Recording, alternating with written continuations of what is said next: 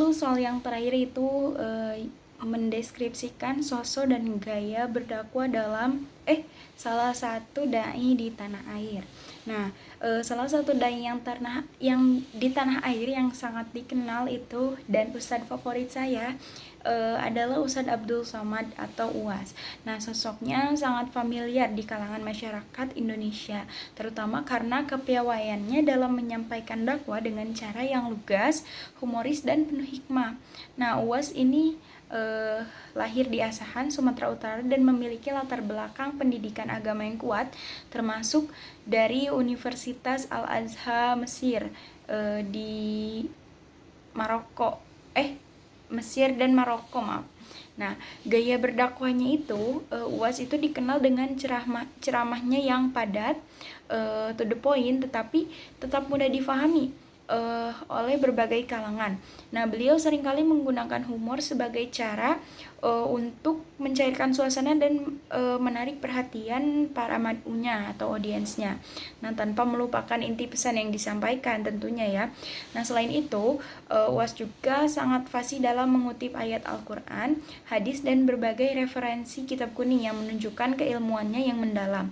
Nah, ceramahnya itu beliau sering membahas isu-isu aktual, sosial hingga tantangan umat Islam dengan pendekatan yang relevan dan dekat dengan keseharian masyarakat.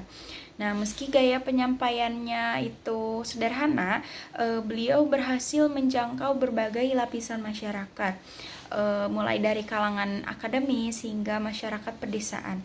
Nah, dakwahnya itu pun tidak hanya berlangsung secara langsung, tetapi juga melalui media sosial seperti tadi platform YouTube mungkin ya, atau Instagram atau TikTok. Nah, menjadikannya itu salah satu dai yang berpengaruh di era digital. Nah, sosok UAS ini mencerminkan seorang dai yang mampu menyelaraskan ilmu agama yang mendalam dengan penyampaian yang ringan, humoris, tetapi tetap tegas dan penuh makna. Selanjutnya soal yang sangat-sangat terakhir, soal nomor huruf B, yaitu apa yang saudara lakukan sebagai kontribusi membangun etika dakwah. Nah, sebagai kontribusi dalam membangun etika dakwah, ada beberapa hal yang bisa kita lakukan, baik secara langsung ataupun tidak langsung. Yang pertama itu memberikan teladan atau menjadi uswah hasanah dalam kehidupan sehari-hari. Dakwah itu bukan hanya melalui kata-kata, tapi juga lewat perilaku kita, keseharian kita, perbuatan kita gitu. Ya, jadi saya itu berusaha menjadi pribadi yang jujur, santun, lebih baik dan menghormati orang lain, sehingga nilai-nilai Islam itu tercermin dalam tindakan sehari-hari. Lalu yang kedua itu menyampaikan kebaikan dengan bijak. Nah, dalam berbicara tentang agama, saya berusaha menggunakan bahasa yang mudah difahami, tidak menghakimi dan tetap menghormati perbedaan.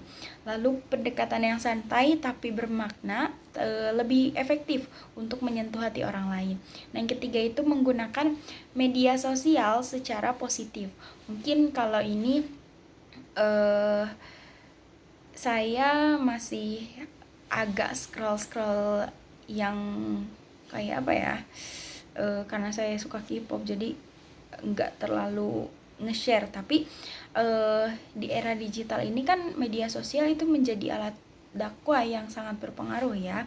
Jadi sebisa mungkin saya berusaha untuk menyebarkan konten yang inspiratif, edukatif, dan sesuai dengan nilai-nilai Islam, serta menghindari konten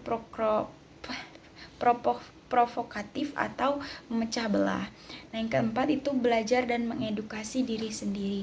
Untuk menjaga kualitas dakwah penting tentunya untuk terus belajar baik ilmu agama maupun ilmu komunikasi kita. Nah, saya berupaya memahami lebih dalam ajaran Islam dan cara berdakwah yang relevan dengan kondisi masyarakat pada saat ini. Nah, yang kelima itu mendukung dai dengan kegiatan-kegiatan dakwah. Nah, jika tidak mampu berdakwah, saya jika tidak mampu berdakwah langsung gitu ya, saya mendukung para dai dalam kegiatan dakwah baik tenaga, waktu maupun materi. Kontribusi ini membantu dakwah itu tetap berjalan dan berkembang. Nah, seperti misalnya tadi kalau dalam hal kebiasaannya gitu, dalam hal biasanya itu seperti menggunakan media sosial secara positif ya, itu kayak nge-share gitu. Nah, terus kalau misalnya ada kegiatan-kegiatan di pondok pesantren atau di masjid gitu, sebagai Karang Taruna atau sebagai santri, saya siap berkontribusi dalam dakwah para dai gitu. Nah, intinya setiap orang itu punya cara masing-masing untuk berkontribusi. Yang penting itu adalah niatnya yang lillahi ta'ala, dan memastikan bahwa dakwah itu selalu dilakukan dengan akhlak yang baik serta menghormati nilai-nilai kemanusiaan. Mungkin itu saja yang dapat saya sampaikan jawaban saya untuk memenuhi tugas ulangan akhir semester untuk kuliah etika dakwah ini. Saya ingin mengucapkan terima kasih banyak kepada Ibu atas bimbingannya selama 1 semester ini.